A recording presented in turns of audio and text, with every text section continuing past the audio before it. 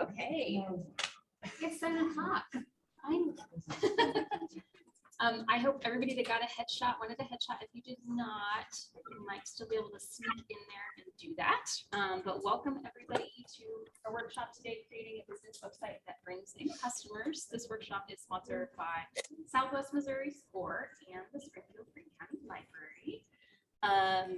If you are not, I'm going to tell you just a real quick little bit about it. So SCORE is a nationwide nonprofit that specializes in resources and mentoring for small business. So giving yourself a SCORE mentor is free. I know we have at least one SCORE mentor in the room, David. SCORE mentor. And you can request a SCORE mentor just by going to the SCORE website, score.org, or our local chapter website, which is swmissouri.score.org.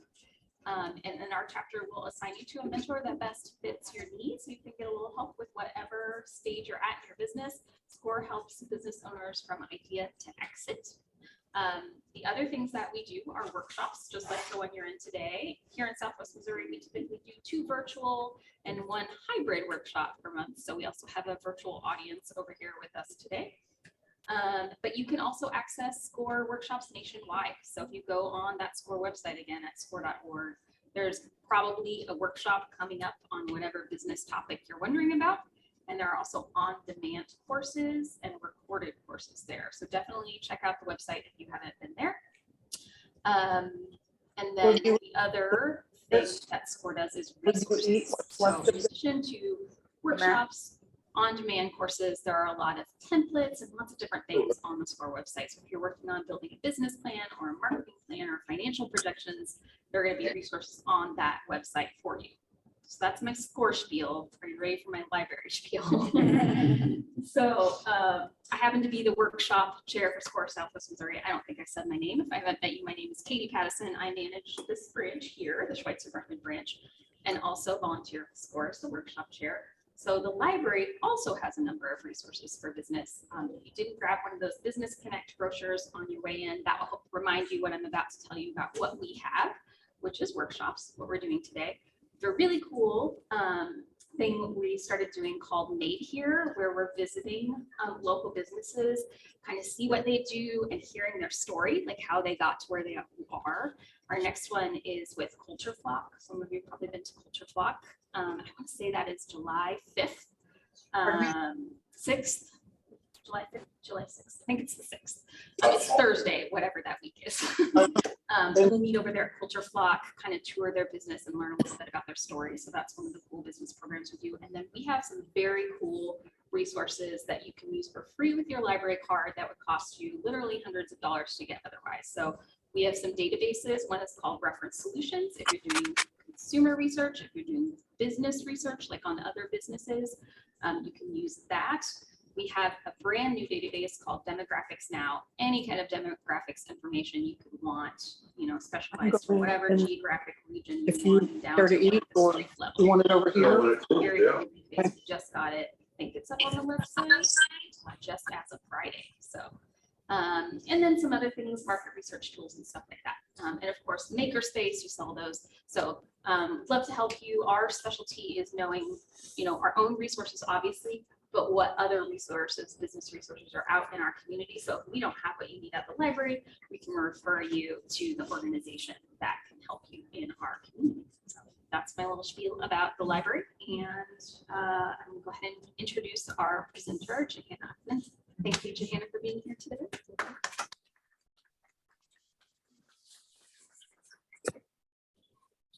Johanna, it was so nice to meet all of you and kind of find out what businesses you were in and where your website is at, kind of what you're looking to do with it. So thanks for talking to me. I'll be talking for a little bit, and then Brandy, your awesome photographer, is going to step in and talk about photography for a couple minutes. And all of the photos in my presentation were shot by Brandy.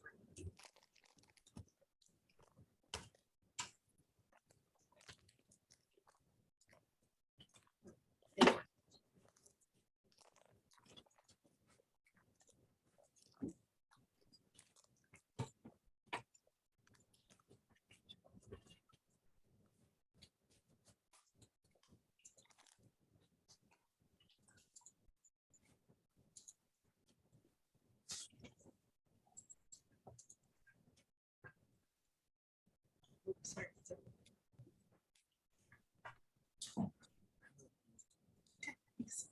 Sorry, thanks. So about me, I am a WordPress web designer and marketing consultant. I own Growth Kit Digital. I love small businesses and quit my job working for an international agency to help local businesses with their marketing.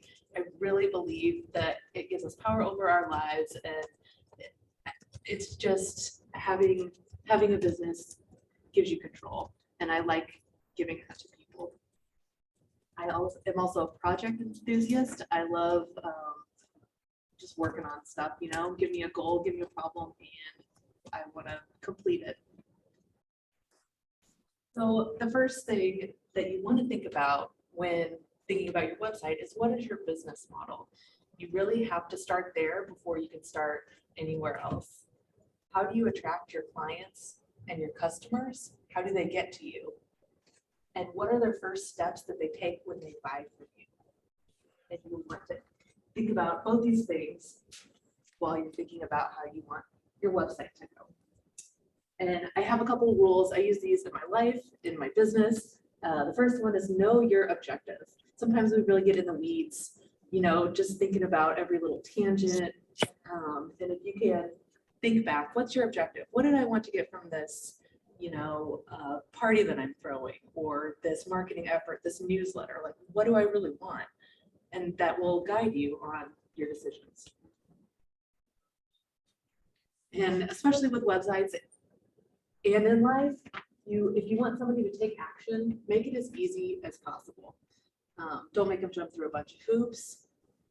Allow them to take the step that you want them to take with the least amount of barriers. So the first thing when you're developing your website is you're going to want to create your content and start a document. Start with the content writing before you do anything else, because you have a lot to suss out and a lot to plan. And when you plan out your pages, don't get overwhelmed. I know if you're building it yourself, you have all these like great things that you want to accomplish. It's okay if it starts off as one page. You can fit a lot on one page, and you can even put menu items at the top to link to places down further in the page. So, and it allows people to keep scrolling. They don't have to navigate to different pages. One page is fine. Keep it simple if you want to. When you're planning your pages, you'll also think, what can customers expect from you? Let them know. Are you super smiley? Are you friendly? Are you uber professional? What do you want them to take away from that page?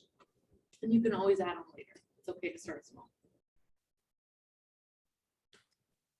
What are you going to put on each page? So when you're planning out your single pages, you'll say, I want a home page, and I want an about page, and I want a services page. Decide on those first. Then plan out what you put on each one. So what is your objective for each page? And then there are lots of like frameworks out there online. Because we can't get into this too deeply, I'm going to send you to the StoryBrand website. And it gives a really great outline of what you can put on each web page. So it tells you what to think about, how to write it, and then almost how to format it as well.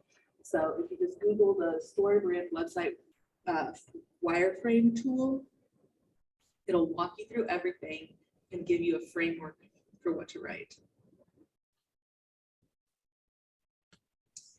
Then you're creating this document, you're using this framework, and I want you to write with hierarchy and emphasis and focus on how it makes users feel, but you want to use short sentences as well. Some people like to write paragraphs. You have a lot to say about your business, but people don't care about all that stuff.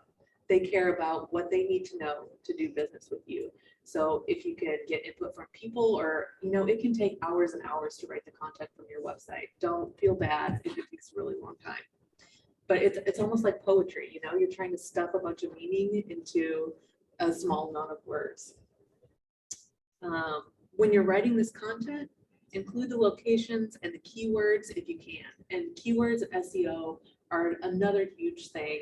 I could give a 2-hour talk on that, but I wish I could talk more about it today, but we're going to keep going on this. There's a lot of resources online for finding your keywords, and always include your location on your website so that Google can tell that you're in that place. And then bullet point anything you can.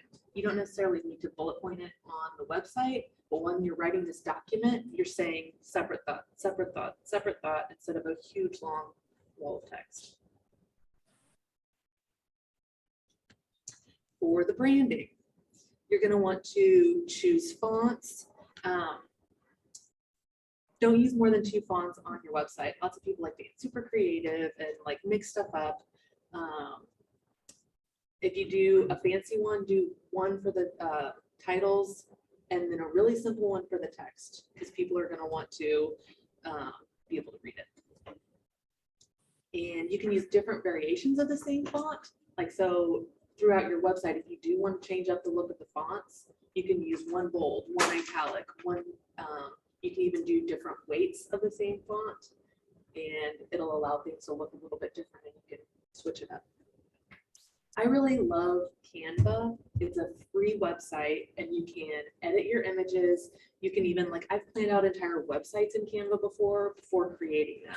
You can drag and drop images, but will allow you to choose these color palettes and font pairings and give you suggestions on what they can be.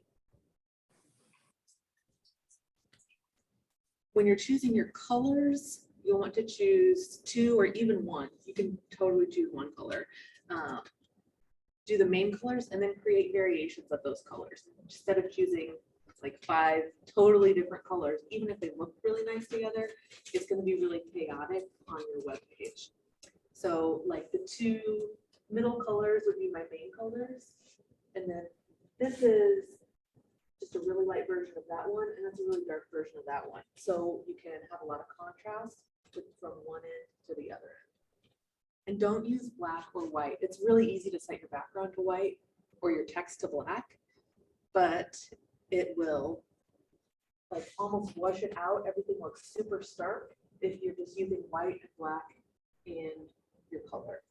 On that side, the white has just a tinge of that orange color in it, and the black has a tinge of, it's just a really dark green.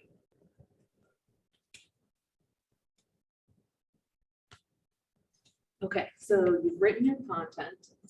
You're going to want to, first you have to pick your platform, right? Are you going to use Squarespace, Wix? Are you going to build on WordPress? And that's just personal preference and how much work you want to put into it and how easy you need it to be. WordPress is super customizable, but it's going to take a lot of work to learn how to use all those customizations. But Wix or Squarespace is not going to be as customizable, but they're going to have tons of templates for you, and it'll be easy. And it also can cost a little bit more depending on what you have on your website. And so you're going to want to, this is like you have in your document, like this would be 1 line, this is a paragraph under it, or bullet points. Change those bullet points in that text to like look for a template that matches what you've written. So you have 3 bullet points, you're looking for a template that says boom, boom, boom, and it can show it in a really visual way. I'm going to let Brandy come up and talk about photography. Awesome. Hello, I've met all of you already. I don't have beautiful slides because that's just not how I work. So I'm going to go through this really quickly because I don't have a lot of time and she has a lot more things to say. I'm just more visual, and I'm going to get you all your gorgeous headshots later. Okay, so I just want to read what branding photography is, because I think the definition is really important, and I have so many people coming to me like, well, what is branding photography? Here's the definition. So personal branding photography provides imagery for entrepreneurs to up-level their brand, tell their story, and connect with their audience on a personal level to grow their business. These photos will showcase your unique personality and can be used in a variety of ways throughout your website, which is what Johanna is talking about, and social media, marketing platforms, and it's all about capturing who you are, what you provide, and what makes your brand unique. headshots, your workspace, creative spaces, tools of your trade, and so much more can be utilized in the branding photography. Okay, so I am going to actually send this to everybody through email. This is going to be, it's like a branding kind of checklist. It's more than a checklist actually. So you're welcome. It's something I've been working on for a while anyway and putting it together. So I wanted to give it all to you guys. But I'm kind of going to go through it so we can chat about it, or you can chat about it later with people if you're interested. So the worksheet portion of it, we want to start with brainstorming. And Johanna already kind of talked about a little bit of this, but brainstorming. So who are you? Beyond your job title, who are you at the core of your heart, right? That's really important because that needs to come across in your branding imagery. What do you do? Why do you do it? Who do you do it for? What's your unique value or your proposition? Everybody's unique. Everybody has something different, and you need to know what that is so you can tell the world, and we can tell it through the imagery. Setting your intention. How are you going to use these photos to grow your business? That's really important. This worksheet will walk you through kind of what that means, but I'll go over just a little bit. Are you trying to grow your community, your brand awareness, all of these things? And then what type of feel do you want in your photos? Do you want, I'm a super confident businesswoman, or do you want, I'm really approachable and I'm somebody that you're going to feel really comfortable sitting next to and having a deep conversation with? Or you're a mechanic and you want to see somebody rugged and that somebody that can work on your car. So the feel is very important to the photos. And then just one second, I'm going to go to the next one because we don't need to talk about everything. Brand colors, Johanna already talked about those. Those are really important to have when you're thinking about doing your brand photography, because we can use that. Everything that your brand photography can utilize everything about your business. So that creates the feel and all of that. The next step, I would create a mood board. You would create a mood board based on the things that you wrote down. That's as simple as getting on Pinterest and stealing photos and just showing what you like, right? So super easy on that part. And then choosing your locations. This is really important too, because the location really says it all. Choose something with really good lighting. Of course, there's always lighting that can be provided if it's inside, but the more lighting that you have, like bigger windows in your location or outside, it all tells a story of who you are and what you're doing. Crisp and clean. Maybe it's clinical, maybe it's kitchen, depending on what you do. She's a life coach, so maybe it's a living room that is really bright and colorful, or maybe it's a library, that has lots of books and it's a little darker because you want that cozy feel. Choosing your outfits. A lot of people will ask me, what kind of outfits do I choose? And that has everything to do with what we just spoke about and what the previous, why you fill out all the worksheet. This has to do with your brand colors, makes the feel that you want in the photos. So it's all important, but everything that I'm going to give you kind of helps you along those lines. Choosing your props. This is another one I get questions about a lot. Your props, if you're doing branding, think about what you use on a day-to-day basis. What's your favorite? I'm just going to pick on a couple of people. Johanna. So we use a lot of computer stuff for her and working in a coffee shop because she's on the computer. She's working with a client one-on-one a lot of times, or working by yourself on other people's on their websites. So something we didn't do was have a big group of people, except for something like this. She doesn't normally have big groups of people that she'll work with. So that's really important. So the choosing your props, laptop, phone, camera, notebooks, planner, coffee mugs, magazines, artwork, anything that tells your story and goes along the lines of what we already spoke about can all be put into your branding photography. One of the things that I think that people don't know what to do is don't know how to utilize the photos once they get them. She mentioned Canva, so that's huge. A lot of times I'll take a photo that has like I'm here and it has a lot of white space over here, or whatever space, it's empty space. And in that you can put whatever you want. You can advertise your artwork. I have this new piece of art coming out. Look forward to it in 2 weeks. Or I've got 20% off the book sale, or whatever you want. But all of the imagery can be utilized over and over and over again in whatever way you choose. That this will help you. And we can talk about that if you ever, or your photographer can kind of help you with that. And of course, she's a marketer, so she's really better at design than I am. I'm better at taking the photos. Hair and makeup is something along, with your branding photography. If you're planning on getting it, that is something that I would always consider. I know men around these parts don't consider hair and makeup, and that's totally fine. But it's up to you how natural or glam you want to be in your photos. All right, so shot list ideas, and this is something to think about. Headshots, your lifestyle shots, and you can do these on your phone. If you don't have a budget for branding photography, you can do these with a friend. Have a friend get some photos with you on your phone. Pick a Instagram filter and do it on there, and then save all those photos.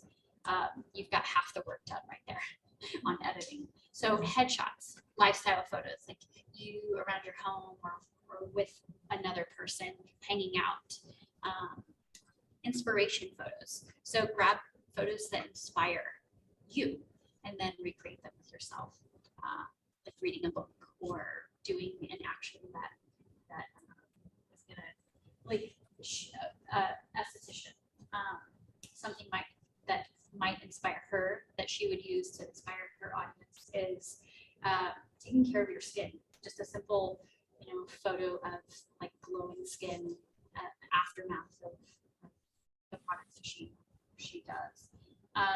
Creative processes, tools of your trade, props, products, uniqueness, and then seasonal things. Okay, so I think that's all I have to say, but there are so many ways that you can use professional photography. And the biggest thing that I get out of it, that I feel that people get out of it, is they have leveled up from their customer point of view. So if you don't have the professional photography, you look unprofessional. And I'm saying that not because I think you should go out and spend a ton of money, but you get one chance at a first impression. And whether it's, and I'm going to say this, perception is reality. And whoever perceives you that first time, that's what they're going to do. That's the first chance you get. You may not ever talk to that person again. So if they see professional, and if they know what you're doing right off the bat with that one photo, they can see your whole brand right there. Oh, she's a life coach. Oh, that's some amazing artwork that I can have in my home.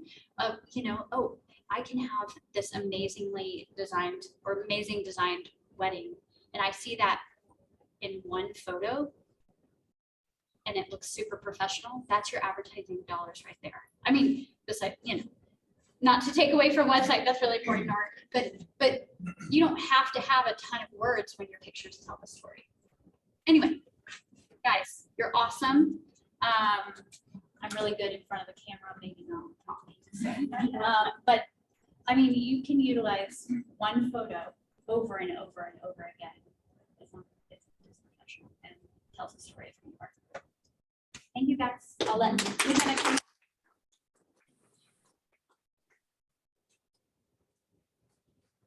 And she's so right about that, first impression, same for your websites. When people go there, they know immediately whether they want to work with you or not. That's why we're working hard on So after you get your photos from Randy and you're putting them on to your website template, you're going to want to decrease the size as much as you can without distorting the photo. You want your page to load really fast, and Brandy's going to send you really large photos that are really high resolution. The website can't handle that, so make it as small as you can, but still has to be not distorted. So, also you can always request from your photographer a web size imagery.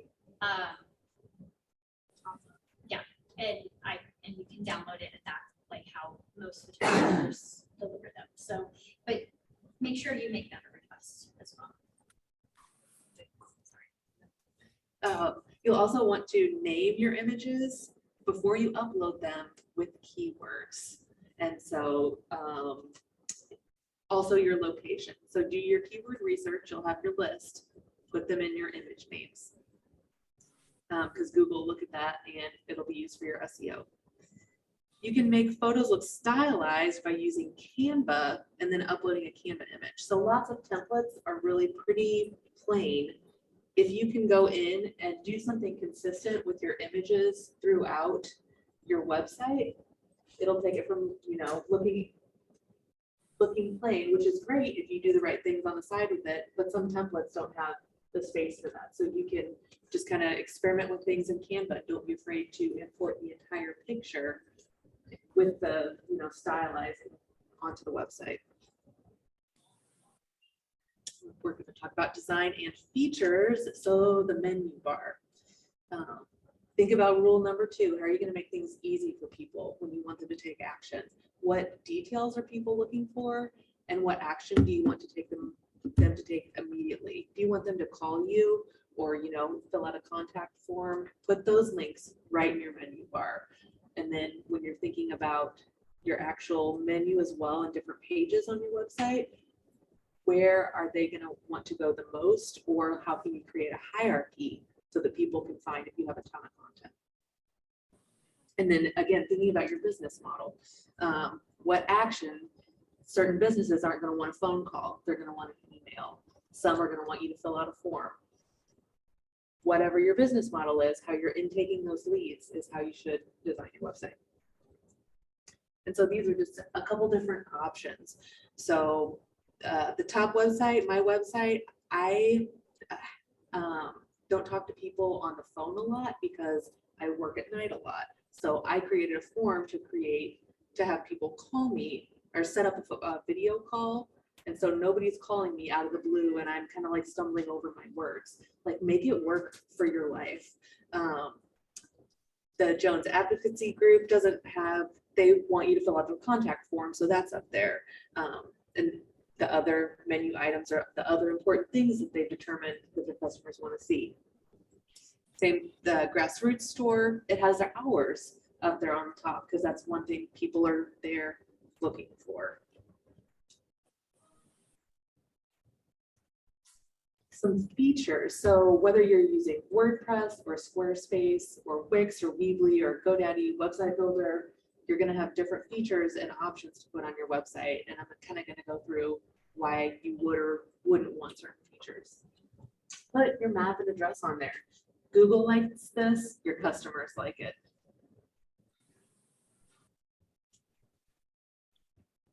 You can decide how you want people to contact them. And we kind of already talked about this, but you can do a contact form.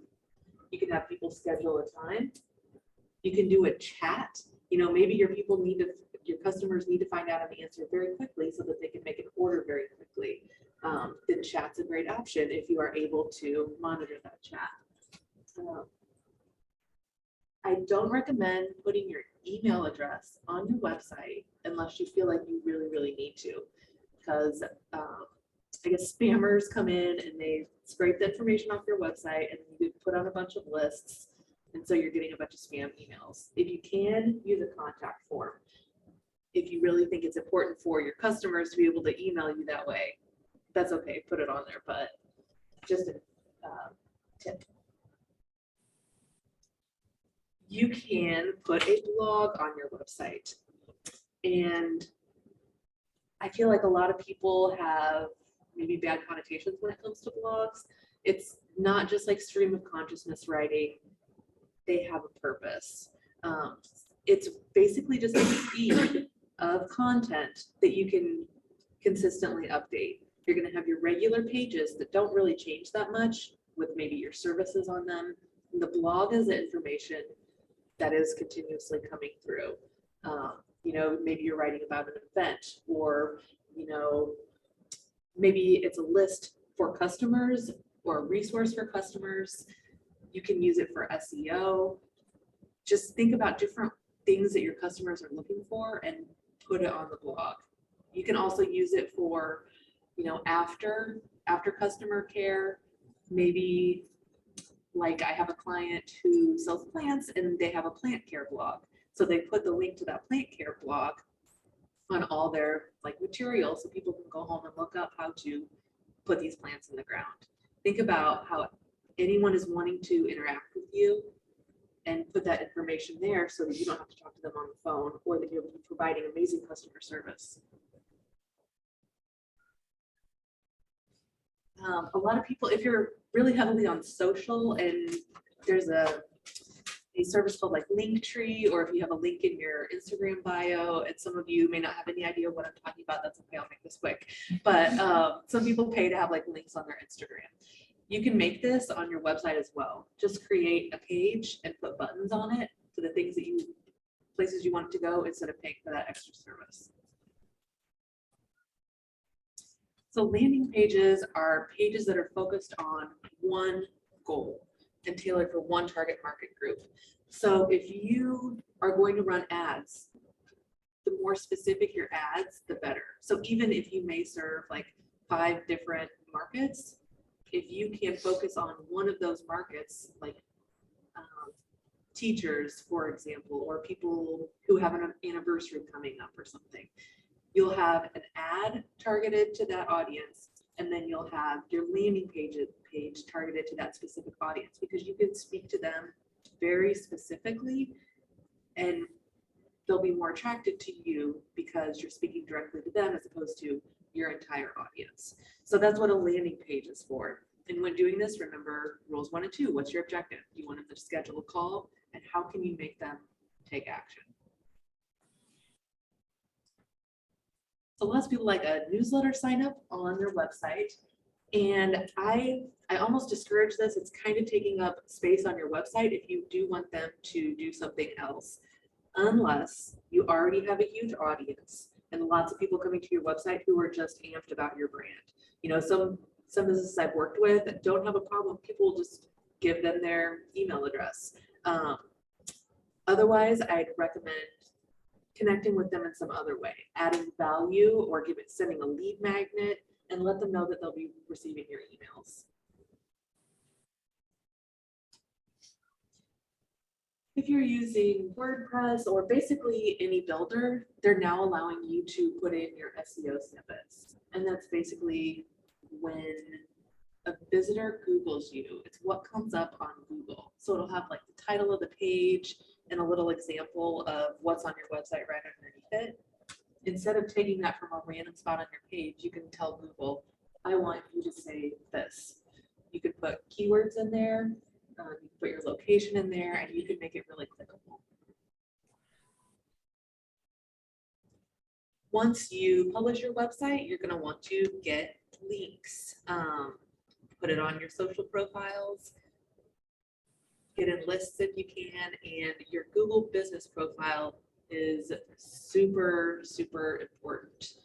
Even if you're not on a website, get a website yet, fill out your Google business profile, do it. But links help with SEO, and it tells Google that people know you're there and they're visiting your site. Okay, if you want to do it yourself, you absolutely can. If you start and get overwhelmed or whatever, you can hire out, of course. So why do you want to use a designer? Lots of time, and I feel like this goes into the pricing as well. So if we kind of go through some of these, you'll know what you're paying for when you hire a developer as well. because it's easy to be like, here, just like take this thing over for me, you know? But if you know everything that they're doing, then maybe you can take over certain things on this list and, you know, talk to them and say, I'll write the content, like, can you charge me less? Or I'm gonna provide my own images. Can you charge me less? So basically you're paying them to do the things that you don't want to do. So just putting together the page framework, of course, that takes planning, that takes really digging deep into your business so that you can know exactly what you need to put on your website. The content writing, the interviews, sourcing the photos, the branding photography, they hook everything up for you. They take all that content and put it together. They can write SEO things, they can tweak things that you've written for SEO. And when it comes to design, there's lots of templates out there that you can just insert content into, or you can have a custom template built. And there are designers who just do this, you know, and that can cost upwards of like $10,000, way more. They can also troubleshoot if you're having issues, you know, that's something that they're taking off your plate, and they can do the maintenance, the plug-in updates. Now, yeah. Earlier, what you said, SEO is, you keep saying it. I don't- I'm so sorry. It is search engine optimization. And so basically a lot of your competitors, if they're showing up when people Google what you do, they're going to get that business because they're on the first page. Most website visitors won't go to the second Google page. So you need to be on the first page or near the top of it. Unless your visitors are coming, you know, maybe not from Google, maybe they're coming from social media, then maybe SEO isn't that important to you. It's all about your model. So I think also, because I am kind of in the layman area too. So SEO is, it's words that you can input into different places, kind of in the back end of your website that tells who you are, or what you do. And then when someone writes in Google, I'm looking for a mechanic, it would, you have mechanic all over, or I'm looking for a oil change, you have oil and for a change. They put that. Does that make sense? So it's, Good thing. yes, exactly. It's will. Now, is that just using the right words or is that a paid service? It is using the right words, and you can pay people to do it. So you can write an article that maybe talks about something that uses a word that people look up a lot. And it can be on your pages as well. So you'll notice on a lot of people's websites, they'll have maybe their logo or an image, and then they'll say exactly what they do and where. So I am a wedding designer in Springfield, Missouri, because it helps you show up on Google. Yep. I think you just answered my question. Does Google, with the search engine optimization, use location services? In other words, I am in Springfield. Another company in Boston, Massachusetts, we're all doing the same thing. But somebody looks up ladies' dresses. Would they find me in Springfield and not them in Boston? If you have targeted your SEO for Springfield, Missouri, and if they are searching for ladies' dresses in Springfield, Missouri. Or if they are in Springfield or around Springfield, Yeah, if their yeah, location is. Somebody in Springfield is looking for it. Just basically, simple, do they look at where I'm located? So not just the words. So that's kind of what Google Business is. They can see you on a map and see that you are nearby. And that's why it's important to have one of those profiles. Because a lot of times that map comes up before any search results do. Okay. So people ask me all the time, what does it cost? What should I expect to cost if I'm gonna pay somebody to do it? And there's prices all over the board. You can go online to like Fiverr or something and probably find one for $50, you know, and you get what you pay for unless you really luck out. So for like, if you write your content and bring your own pictures in, it could cost $1,000 or more. If somebody's writing the content for you and planning out everything, $3,500 or more. And then if someone is designing your own theme, like your website will look like no other website on the internet, like 10,000 or more, and you have tons of integrations and like lead magnets. And the more complex, of course, the more it is. But that's kind of like, just so you know what to expect if you want to hire somebody, but they can also fluctuate a lot. And then maintenance. So if you have WordPress or even if you have Squarespace or something, you're going to pay a monthly fee just for it. Like it's the website's house, you know, you're paying rent for your website, and that's $50 a month and way up. And then some designers do monthly payment plans. I know like 417 Marketing in town does, they will design everything and like just pay monthly. You can pay monthly. Okay, so maybe you're trying to work with a website designer. What questions do you want to ask them to know if they're a good fit for you?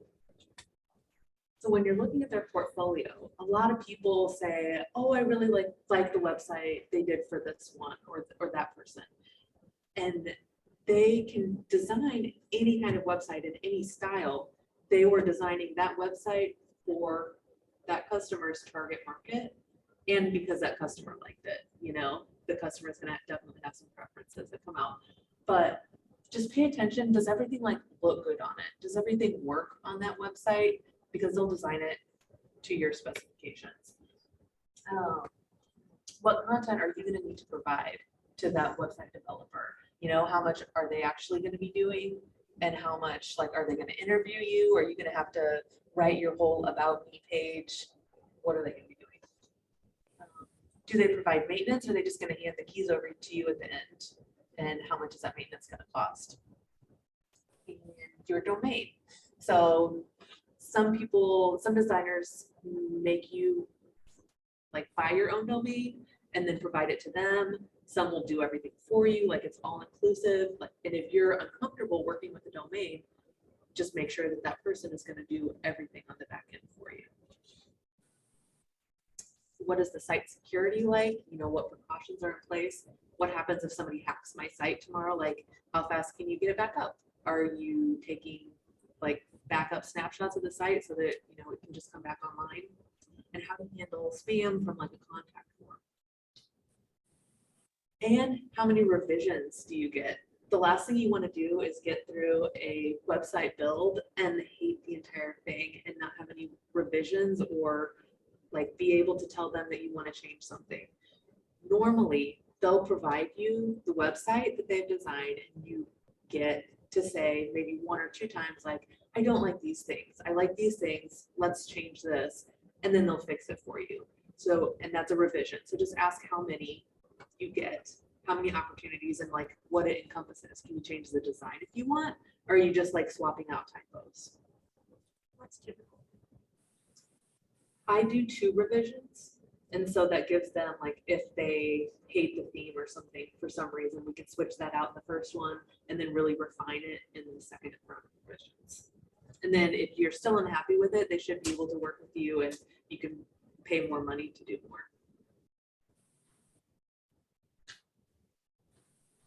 All right.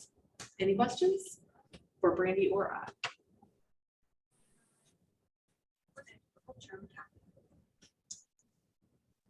It really depends. I honestly just know mine, and it's about 6 weeks on like a 5-page website. It's a 5-page website standard. I mean, what's a typical website? A typical website,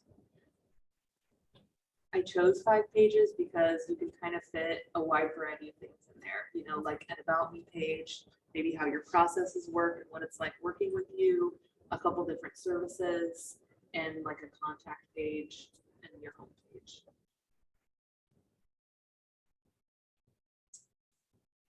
You said earlier that you want the images to be as small as possible. What is like an ideal small size that still gives a good resolution? So I want to say the big Mac computers that are like super wide, are they 35 pixels wide? Or Just depends on which size you make it bigger. So my standard web, even if you Google like what's the standard web image, it's 72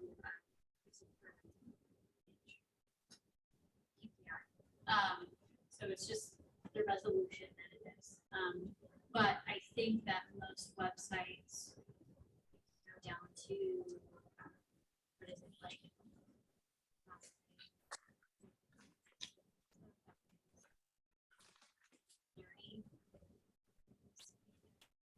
See, this is all like another language, to be honest. And so it's hard to, what would you go to resize yours? What do you use? I do 2,500, if that helps, 2,500 wide. Oh, okay. Pixels. I just been going to Canva and taking it down to like an icon size. Oh, And then just uploading it so I don't have any idea what it actually is or what it needs to be. if you go into like an adjuster, like you can say, I can't name it off the top of my head, but do it in Photoshop or whatever. You're not gonna do that. Google, like, I need how to resize my image and give you a program that you can plug your image into. But I 72 pixels per inch. That's probably a good standard. At least you can go a little bit lower than that. I'm really glad you told us to make them small, and the reason behind it. I want that website to move faster, so I want my images smaller. Right, That's but why I you got don't want them to be pixelated at all. So you make them as small as you can without them being pixelated.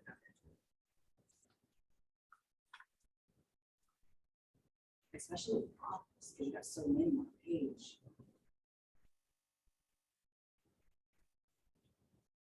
Any other questions? When you say that to ask the question, do I own my domain?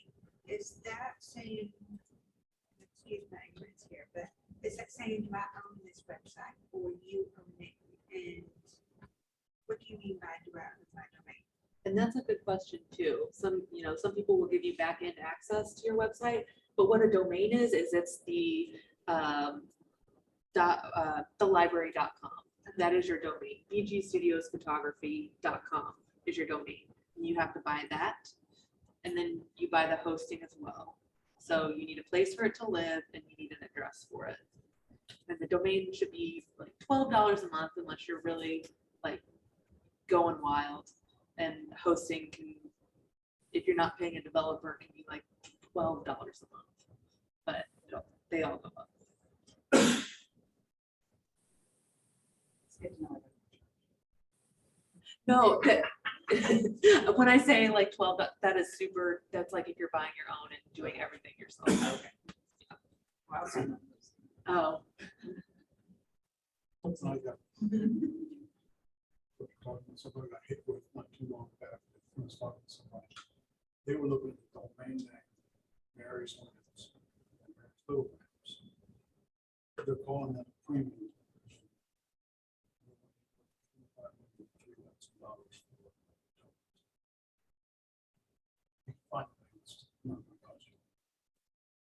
so somebody might already own it. People buy up domains and then resell them because they know they're going to be popular. So you can just put words in front of it or behind it.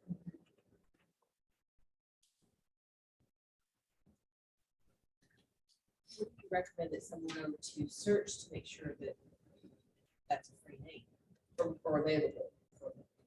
That's a good point, because GoDaddy will, if you search in GoDaddy for a domain name, they will like snatch it up and sell it to you back for more expensive. Or somebody else does it. Is that how it works? Yeah, but you can always search in GoDaddy. You can see if it's available. You can see if it's like nobody owns it, or if somebody does own it, but they're willing to sell it. but it can be more expensive. I personally only use GoDaddy, so. And I only use Google domains because it gives you free privacy. Because when you buy a domain, it sends your information out to everybody unless you buy privacy protection. And Google offers that for free.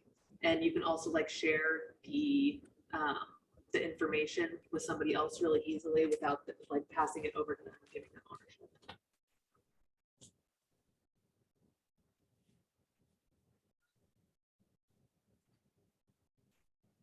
I have a question Yeah. about menus. You're talking about menus. So if you are starting from scratch, like you're making your first website for your business or your organization, whatever, when you're thinking about like what menu options you want to have at the top, like I think that we have ideas about what we want people to find about our business or know about our business, and those are important. But how could we like research, or I don't know if there's information out there about like what customers are actually looking for when they come to a website? Like if I think I want to, I don't have a business, obviously I work at a library, but I'll use a library as an example because that's, so when I think about the library, I think about all these different things we do. And then, I want to make sure that those are along the top so people can find them. But those may not actually be the most important things or the things that people are coming to the library website for. So I'm just wondering, how could you research if you don't already have a website, or how could you discover what people actually want, like what you should put on those menu options for your customers? Or do you just from your own experience have a sense of like people are always looking for location information that absolutely needs to be in the top? People are always looking for product information or whatever. I don't know. People put them on there because they're popular. And so if you go with the regular, like about me, services, processes, or how we work, and about, our team or whatever, like that's going to be a great start. You don't have to, I guess, think about it too hard. If you wanted to, like you might be the salesperson for your business, or you might have a salesperson. Talk to the people who are calling to find out information about your business, and what are the most asked questions? What's the information that people have to have before making that decision, and put those as menu items. You can always look up to other businesses that are like you. And especially if they have really good reviews on Google. So if there's library, look up other libraries in different areas to see what they've done. And then if you feel like you've got too many things to put on the search bar, because I did that when I did everything myself originally, which was a lot of work and too much time. But I realized that I had to pare things down underneath because I felt like I could. But I think one good thing is you can always see what other people are doing too if you're trying to do it yourself, and websites. That'll kind of give you some ideas. Yeah, especially your like biggest competition are big multinational companies, because they have paid people hundreds of thousands of dollars to figure out what's working for them, and so you can take some notes off their sites.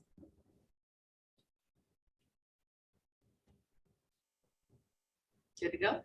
Okay, I have one more question. Yeah. Sorry. I don't know what a lead magnet is. Can you Okay. explain that? Sure. It's pulling somebody in with a resource for them. So you want them to make contact with you. Maybe they're kind of interested in you, but they're not yet like calling you on the phone. So you have this resource that helps them along from being interested or like kind of like researching to really being into your business. So maybe it's a checklist. Maybe it is a design examples. You have that, you put that on your website and you say, hey, you can have this if I can have your email. And then once you have their email, you continue emailing them in an ethical way so that they can get to know you even more. In the blog, Is a blog? is it talking about my service or what I'm offering? I mean, it's definitely a way to get people to your website, yes, and to build trust, but it's not, like, I feel like Lead Magnet has a very specific golden ones. Yeah. This that I created, that I'm gonna send everybody, this is a lead magnet. I made this so I could put it out there and say, hey, here's a branding checklist, everything that you're gonna need to make your branding photography experience, like, you know, go well the first time and like knock it out of the park. And then so if somebody, if I did that, like, how would you do that? I could put it on, like if somebody visits my website, it is a pop-up when they first go there. And then if they put their email, they get this. And then now they're in the. That's what you get out of it. Yeah, because, and I know now that they're interested in branding, so now I get to give them all my content. And her stuff is so awesome that they're gonna wanna work with her, right? Like that checklist is gonna be so helpful. I know what it is, but are you familiar with KLT? No, like, trust? Okay, yeah. Yeah. But letting people get to know you before they start working with you, getting to like you and then trusting you, when they actually buy into your product or service or whatever it is. That's a marketing term, but it's also communication. But it allows people to be on this side of things while you're also capturing information. So using that as a resource, give them something for free, and then leading it back to you. Exactly. In a world where we're, sitting in front of our computers instead of talking to other people all the time, you can't know, like, and trust somebody in person as much anymore. So that lead magnet helps you do that. Another question about lead magnets. Okay. So I understand the idea of what it's supposed to do. Is the only way to bring people to that lead magnet through ads, or any recommendation for that besides, or is that the only one? No. So yeah, you run ads, you put pop-ups on your website, you can put it in your newsletter, you can put it on a QR code on your business card and hand it out. You can do a speaking engagement, anywhere that you come into contact with people where you can help them and you have the resources to help them, you can give it to them. Was that enough? Yeah, that's good.